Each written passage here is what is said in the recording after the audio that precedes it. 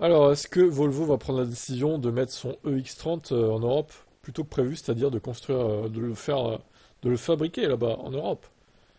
Parce qu'ils ont plus de bonus, et c'est un problème. Déjà que le véhicule est cher, si en plus il n'y a plus de bonus, il va pas se vendre en fait.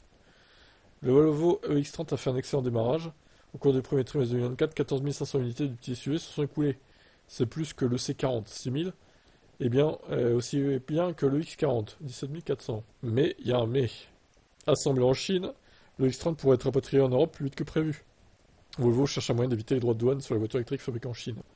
Même chose pour le X90, dont la production a démarré il y a quelques jours aux États-Unis. Volvo pourrait décider de délocaliser soudainement la production de ces deux derniers modèles électriques à Gand, en Belgique. Initialement, la marque ne devait pas commencer à produire ces nouveaux véhicules dans l'Union européenne avant 2025. Le rapport du Times laisse pourtant penser que Volvo a déjà commencé à déplacer la production en prévision de l'entrée en vigueur de nouveaux droits de douane.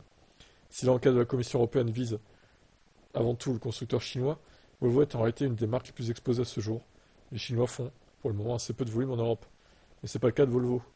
Von der Leyen, la présidente de la Commission, doit révéler cette semaine si une augmentation... Ah oui, c'est cette semaine, c'est vrai. Une nouvelle taxe pour entrer en vigueur dès le 4 juillet. Mais Volvo a démenti l'information en déclarant qu'il est prématuré de spéculer sur d'éventuelles mesures. Il explique que la décision de construire le X30 à Gand reflète notre ambition de construire nos voitures là où nous les vendons le plus. Bah, à terme, ça sera le cas, de toute façon. Alors, il y a un couac, il y a un rappel de 71 000, presque 72 000 unités fabriquées. Le fabricant parle d'un problème de logiciel. Le compteur de vitesse du petit SUV peut passer subitement en mode test lorsque la voiture démarre. Une mise à jour est nécessaire. Selon Volvo, les clients recevront une lettre leur indiquant clairement ce qu'ils doivent faire. C'est pas grand chose, il n'y a aucune raison de parler de rappel.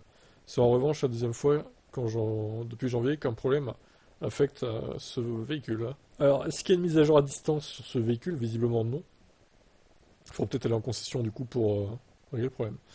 Bon, on verra bien. Alors, toujours est-il qu'il a bien commencé l'année, mais bon, suite à la perte du bonus et à la hausse récente surtout du prix, là les ventes vont s'effondrer, hein, clairement.